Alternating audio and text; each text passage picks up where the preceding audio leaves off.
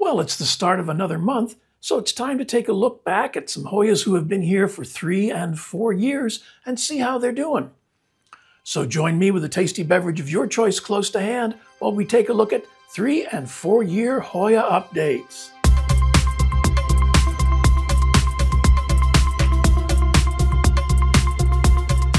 And before we get started, a few bits of business to take care of, as always. First of all, thank you to those people who took the time to respond to last week's question about what were your steady Eddie Hoyas. It's always interesting to read. There were some things that I agreed with that hadn't really jumped into my mind, but it was always interesting. Caudata kept coming up on the list, and that's a good choice. So yeah, very, very interesting. A couple people had questions about plants that I hadn't grown or things that I was unfamiliar with. So I'm hoping that when you see someone who is asking a question and you might have the answer, then, please chime in and give them what help you can.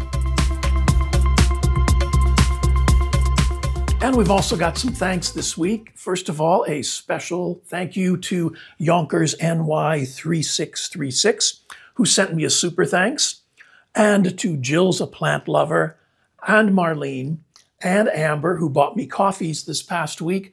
Your support is really important to the channel. And as Dave at Sober Plant Guy happened to notice, because of your support, I was able to upgrade my camera equipment recently. So still figuring out some of the, let's call them features of this. But thanks, and that stuff is all possible from people like you. Your support, it really means a lot. And the first one up this week, we're not going to spend a lot of time talking about because he was featured in last week's video, but this is my Hoya carnosa Crinkle 8. Now, Hoya carnosa, well, in general, is native to China, South and Central China, and Southeast China, to Hainan Island, Japan, and the Nansei Shoto, Laos, and Taiwan. And it was first published in 1810 on the Asclepiadae, a natural order of plants separated from the Apocynae of Jussieu. That one always gets me. It's the Latin and the Greek and the French and the English all in the same sentence. I have enough trouble with English alone.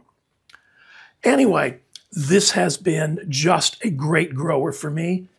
The leaves are very, very neat. Great texture. It gets its name because it's supposed to have 8 dimples, 2 rows of 4. Plants can't count, so sometimes it doesn't get the 8, sometimes it gets 6. But on the whole, it's just a very, very cool plant. My recommendation for this one is that it's definitely worth finding. This one grows like crazy for me. It blooms like crazy for me. And it bloomed early, like it bloomed within a year. So yeah, this is very cool. My boy's a little messy because he's been blooming and dropping all kinds of stuff. And we're trying to avoid hitting the lights. But yeah, this is just another good, sturdy carnosa, perhaps my favorite carnosa. Yeah, it's definitely, it's my favorite carnosa. And I got some nice carnosas, but this one does not disappoint. This one came from Indoor Plants Inc. on Etsy, and this is Hoya carnosa Crinkle 8.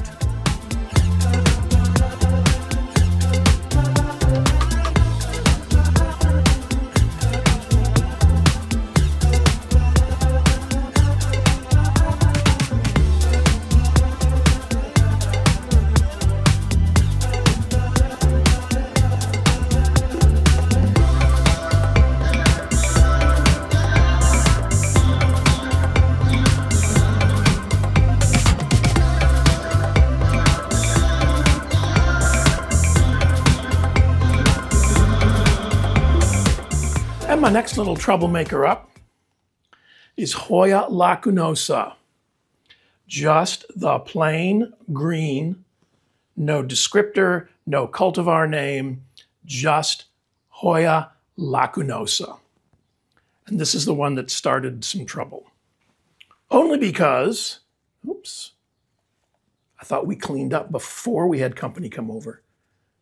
There we go. Okay. So I wasn't familiar with lacunosa. Okay, fine. And I ended up getting one because I thought the leaves were kind of neat. And I'd heard people talking about lacunosa being fun plants to grow and, you know, very cool. And they were absolutely right. This little thing has done so very well. I have taken cuttings from it. I have given them away, sold them. It just keeps going. It's getting ready, this lacunosa, to bloom. That just means he's catching up with all the other lacunosas that I have. But I like, you know, I've got some, you know, some really neat lacunosas, but this one, yeah, I'm very fond of this one. I like green leaves. It's something about it. So, about lacunosa. Hoya lacunosa is native to Java, Kalimantan, and Sumatra in Indonesia, to Malaya, Sabah, and Sarawak in Malaysia, to the Philippines, and to Thailand. And it was first published in 1827 in Bijdragen tot de Flora van Nederlandisch-Indië, Contributions to the Flora of the Dutch East Indies by Carl Ludwig von Blume. The remarks that are on the herbarium sheet say Malaya, so that may indeed be where he found it. Yeah, this one led to, well, 13 others. But because of the way this one did for me, that it worked so well, it grew so well,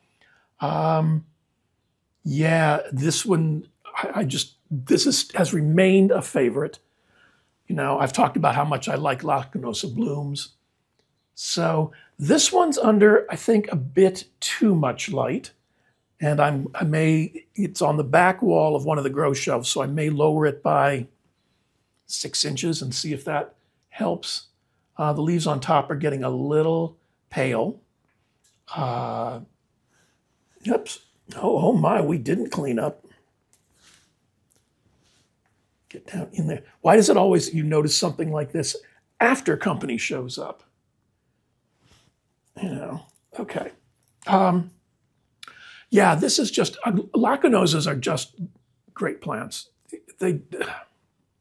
No grief, no fuss, no muss, no drama, no trauma. And I think the leaves on this just plain old green one are pretty darn nice. Interesting. There's a little bit of texture. There's some slightly raised veins. Yeah, I got no complaints with this plant. If you're thinking about lacunosa, well, you're probably going to be tempted to get one of the other 487 new varieties that seem to keep cropping up every week. But a good old-fashioned plain green lacunosa is not a bad way to go. This one came from Creekside Plants on Etsy, and this is Hoya lacunosa.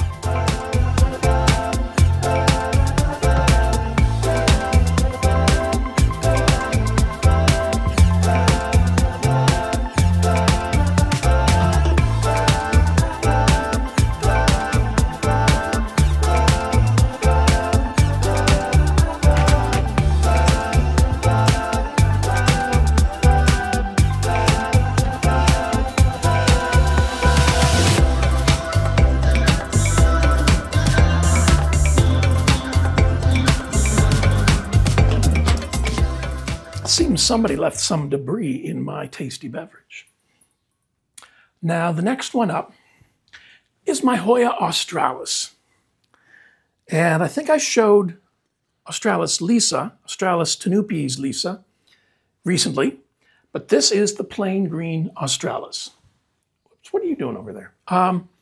Now, Hoya australis is native to New South Wales, the Northern Territory, Queensland, Western Australia in Australia, Kalimantan, Sulawesi, and Papua in Indonesia, to Sabah, Sarawak in Malaysia, Fiji, Papua New Guinea, Samoa, the Solomon Islands, Tonga, Vanuatu, and the Wallis Fortuna Islands. And it was first published in 1828 in Transactions of the Horticultural Society of London by Robert Brown. Well, it was found by Robert Brown. It was published by James Traill. So, yeah. I need to show this one a little bit more love. It's in a net pot, in a cover pot. And this plant needs more moisture. So I have some larger self-watering. And this week, I'm going to move this one. It will be angry with me for a little bit. It's angry with me now, rightly so. You can see the leaves are telling me that he needs a drink, probably even more than I do. So, yeah, clearly I had plans for this. And while he has done well, it's not as well as he could have done had I been, well, operator error, of course, but he grew more than this setup could support. So I think by moving him into self-watering, this is in an organic mix, by the way. This is like bark and sphagnum. And the roots have reached the side of the pot and they're growing out, but it just doesn't hold enough moisture for a plant this size. So I think by moving him to self-watering, it's going to appreciate that. It worked for Lisa. She sparked right back up. So yeah, this week he's going to go to a new home. I am probably going to keep this. I mean, if y'all call my regular wire trellis an optimistic trellis, this thing is easily a meter tall. So yeah, this is a really optimistic trellis. This plant has bloomed for me, and I think I have some pictures that I'll drop in over here. It's just another one of those good, sturdy plants. Nothing flashy, nothing showy, just nice green leaves when I treat it better, and blooms. So what's not to like? This Hoya australis came from the Lady Bush Plant Co. on Etsy. And this again is Hoya australis.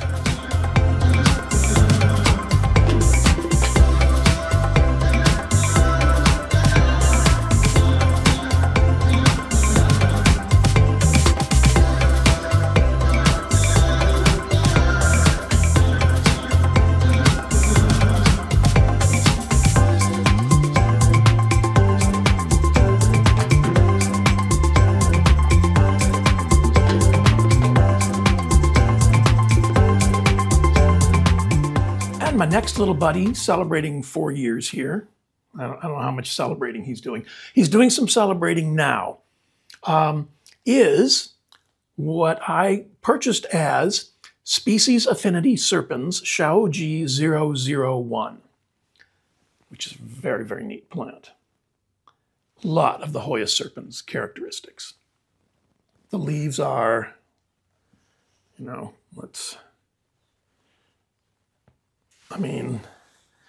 that's next to my fingernail, so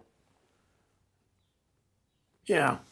They're small. There may be, I don't know. I don't have my handy-dandy measuring tape with me today. They're small. There may be no more than ½ an inch. They're slightly pubescent, slightly raised veins, very, very interesting texture. Yeah, it's a very pretty plant. Now, this, as far as I can tell, was first discovered in Yunnan, China, and it has not been officially published yet. At least I can't find any record of it. I am told that the name of the plant is now Hoya wenshanensis, which would mean that it was found in Wenshan, because that's what ensis means.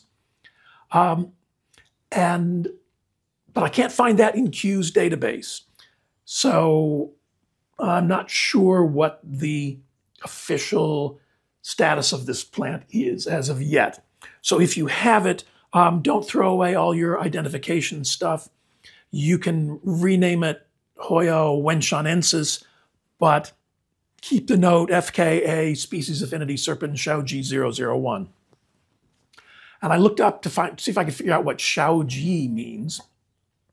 And in some parts of China, it means miss or young girl.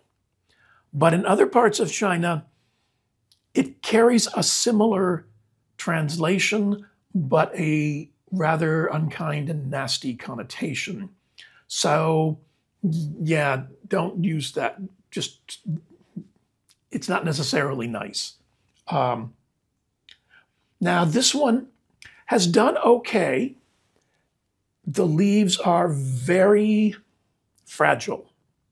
The leaves themselves are kind of chunky, but the petioles are fragile, so you don't want to bang it around too much because those leaves will fall off. And I think it wants a bit higher moisture than it gets over the winter in the house, because we had some leafage casualties. But since the warmer weather and the less dry air has moved in, there's new growth.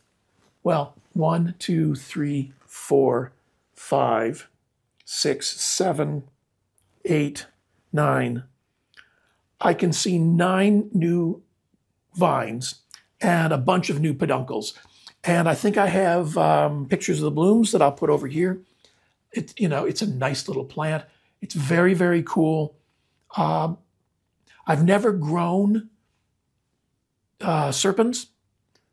I have grown Mathilde, but not serpents. So I can't quite compare the two. But this is really neat. At the time, this was so much easier to find and so much less expensive than serpents. Serpents was like, one of those, I'm not paying that.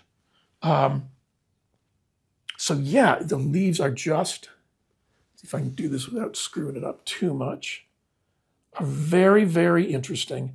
I think they're very pretty. I think it makes a very nice trailing plant. It's a decent grower. It won't win any races, but it won't lose them either. It bloomed for me, as we can tell from spent blooms still wedged in there. Yeah. So this is one I'm happy I got. It's a neat plant. If you like this look, man, this is one to go for. This came from Plants by Lynn on Etsy. And this is Hoya wenshonensis, formerly known as species affinity serpent Xiaojie 001.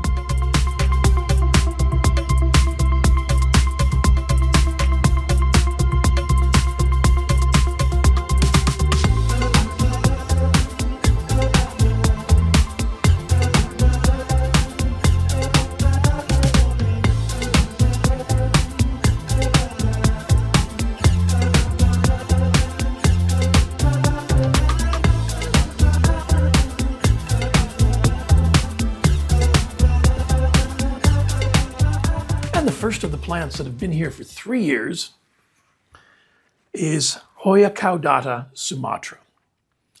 Now, Hoya caudata is native to South Thailand, to Malaya, Sabah, and Sarawak in Malaysia, to Sumatra in Indonesia, and Singapore. And the note on the herbarium sheet indicates it was found in peninsular Malaysia.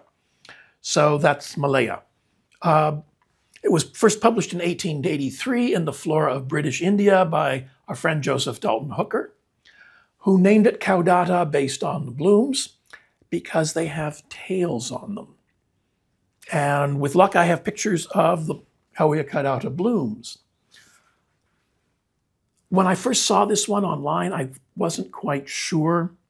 I thought perhaps the leaves were a little weird.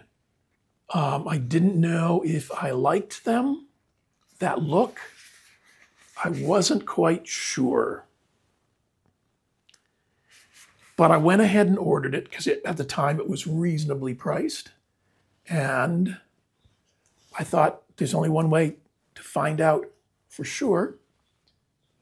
And the moment I opened it and saw the leaves, I was like, yes. Oh yeah. Yep. Good call. Absolutely good call. And I was right. Oh yeah, there's a peduncle getting ready to do its little peduncle thing in there. I can get, I don't know if I can get, anyway, I'll put some close-ups of that. It's at a difficult angle. The leaves, when they come in, are fairly soft and flexible, but after they've hardened off, they've really hardened off and can develop just some beautiful, beautiful splashing on them. This one is easy. This is a really easy Hoya. The vines are kind of woody, and the leaves are rigid. They're pubescent. They're furry on the top and the bottom, but it's real low-grade pubescence. The newer leaves have more, but once they harden off, it's hardened off. They're very, very pretty. Very, very pretty. But because the leaves are kind of rigid and kind of thin and the stems are woody, this plant doesn't hold a lot of moisture on its own. So yeah, it does want access to water. This one is growing in a self-watering pot in an organic mix. The roots have, let's see if I can do this without flooding everything. The roots have reached the bottom of the inner pot. And my standard organic mix is cocoa husk chunks, pumice, fine bark, and long fiber sphagnum moss. And it just grows. And it grows. Lately, it's been putting out humongous leaves. I mean, that one's pretty good sized. There's another one in here that's pretty good sized. And there's one giant one down here that's got to be at least 5 inches from petiole to tip that's inside the trellis. And I can't do anything about it. If I try and sneak it out, it's going to snap off. So he's just going to live there. This probably would have wanted an optimistic trellis. It may end up getting one because this is a good plant. If you're looking for something a little different, something with that prehistoric vibe, you're not sure if you like that.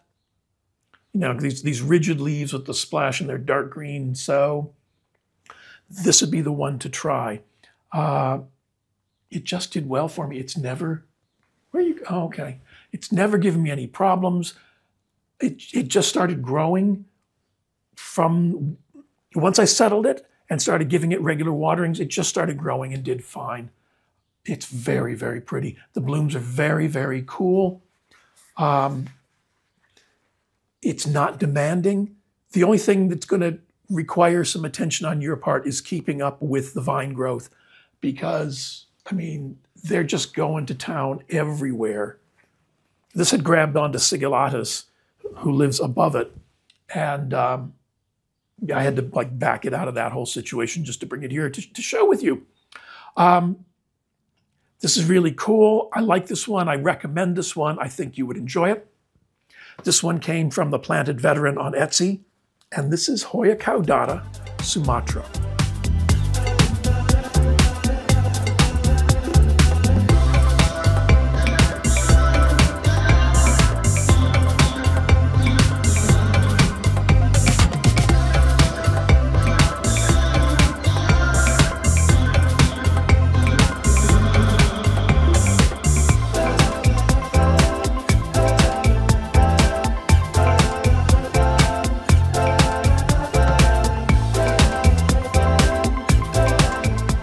Next kit up is a Hoya I purchased under the name of Hoya kentiana. And as you can see, it's inner-variegated. Now, Hoya kentiana was first discovered in the Philippines and was published in 1991 in Hoyan by Christine Burton. Whether or not this is kentiana, I don't know, because there's a debate. There are two different species, kentiana and Hoyahead. And I've been told that most of the plants that look like this, that are sold in this country, are actually Hoyahead.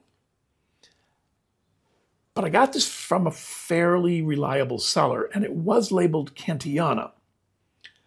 One of the ways you can tell the difference is I am told that kentiana, the peduncles are pink. This one hasn't bloomed for me yet, so I don't know for sure.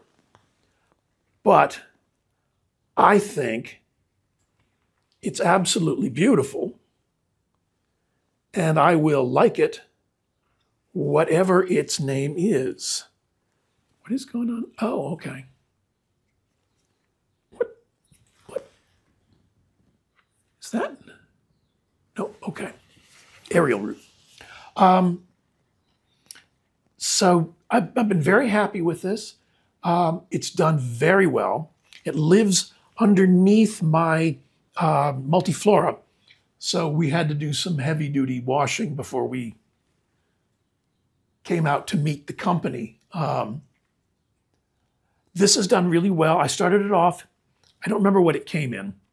I may have an early picture, I'm not sure about that. It probably came in some kind of cocoa peat perlite kind of mix. So I got rid of that, moved it into bark and sphagnum in a net pot with a cover pot.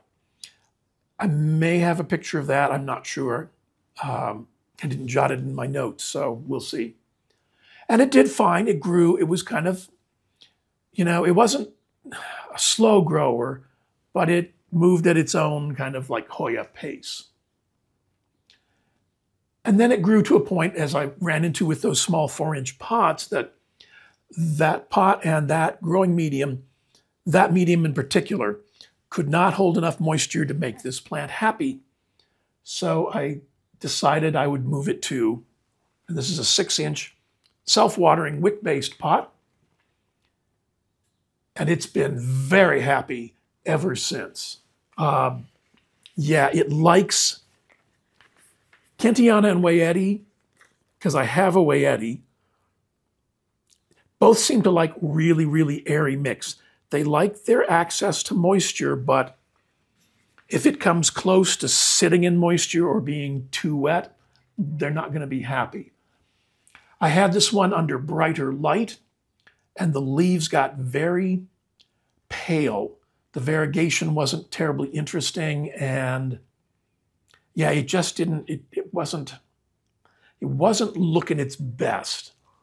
So I moved it to lower light, slightly lower light, and started getting this wonderful variegation. There's a little bit, some of the new leaves come in with a bit of, where is it? There it is. Oh, there's a good one there too. With a little bit of pink that looks like sun stressing. This one lives about 1.5 feet back, which is, I don't know how many centimeters. I need to bring that handy dandy ruler out here. I'll put it up on the screen. So about 1.5 feet, 18 inches back from a southeast facing window. It gets a little bit of early morning sun, but as I said, it's behind a couple other Hoyas and underneath multiflora, so not a lot. It does get fallout from a nearby grow shelf, and that seems to be working.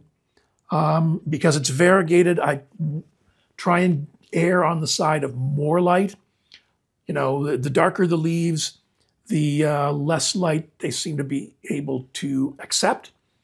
More variegation means it needs more light because fewer parts of the leaves are actually making food. Food is only made in the green section of the leaves. So yeah, if I find out what species this is for sure, I'll let you know. But I bought it under the name of Hoya Kentiana, intervariegated. This one came from Jordan's Jungle in Pawtucket, Rhode Island, and this is Hoya Kentiana, intervariegated.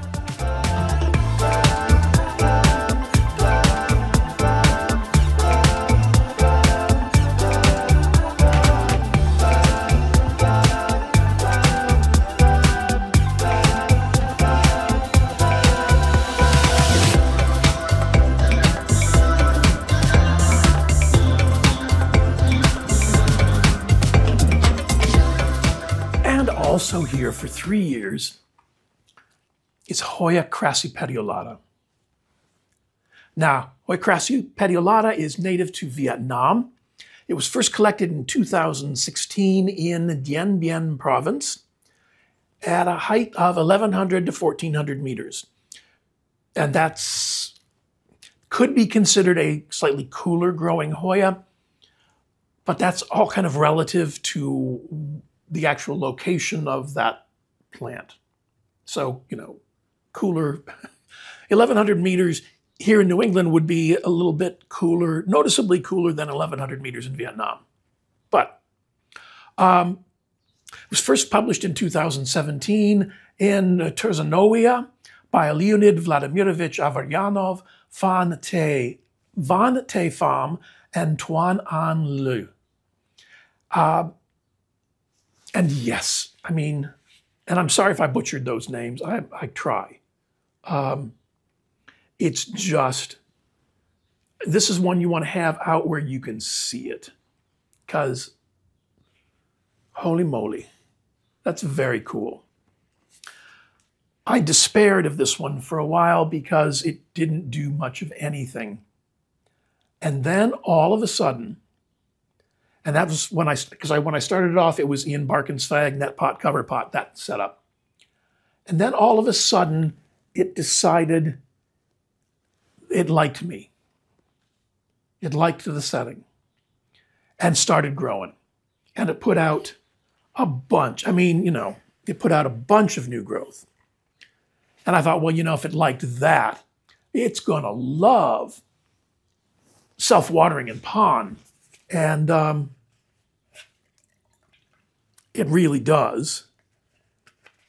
And it's put out just this amazing growth. It's warmed up a bit, so there's new growth here. The new leaves are really kind of cool. Very interesting. Everything's gorgeous about this. I think I have shots of what it looked like when it first showed up. And it has done, oh, you need to get, okay. All right, we'll give you some attention too. I don't know how, but we'll find a way to give you more attention. It has bloomed for me, beautiful blooms, easy going, and man, that's just, I mean, wow. Calistophylla finlaysonii-esque. The leaves are firm, not rigid. The vines are slightly woody, so it probably doesn't hold too much moisture in the vines. The leaves are on the thinner side, like thinner than a carnosa. So they probably hold some moisture, but it is kind of a thirsty puppy. You do want to make sure that it has access to moisture. Give it some time, give it some love. It right now lives close to a 20-watt grow strips, and this sits off to the side. Because the leaves are lighter, it probably, I tend to give it more light. So it's just cool. It's very, very pretty. Yeah, you definitely want this one where you can see it because, man, that's just nice, you know? It's just nice. Occasionally I've argued with my Calistophylla and my Finlaysonii in particular, but I didn't argue too much. Crassipetiolata has never argued with me, so that's very cool, like this one. Yeah, definitely worth searching out. This one came from the Planted Veteran on Etsy, and this is Hoya crassipetiolata.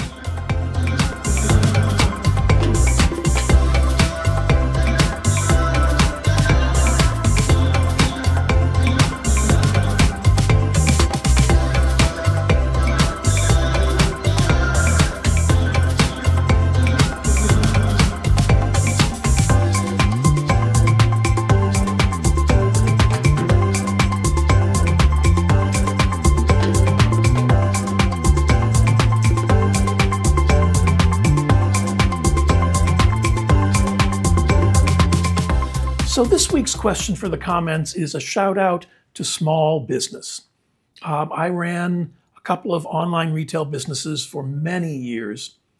And I appreciate people who can really start, who have a dream, take the opportunity and go out and pursue it and try and make a business out of it, make a livelihood from it. That's really cool. I applaud your efforts.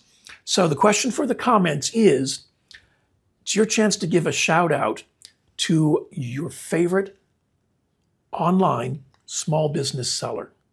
Only one, please. So pick one. I know it can be difficult, but just pick one and use your post in the comments below to give them a shout out. Who's your go-to? And as always, I want to thank you for choosing to spend a little bit of your time with me this week's end. Please remember to click the thumbs up, like button, the subscribe button. They're all really important to helping my channel grow. A lot of the products that you've seen me use are available through my Amazon storefront, and there's a link in the description below. If you'd like to support the channel, you can visit my Buy Me a Coffee page, and there's a link in the description too. Everything's in the description. Or you can click this 3 dots thanks button down here. I don't know if it has 3 dots, but there's a thanks button down here. And YouTube handles all the stuff through the thanks button. I'm going to put links to a couple more of my videos over here on the side.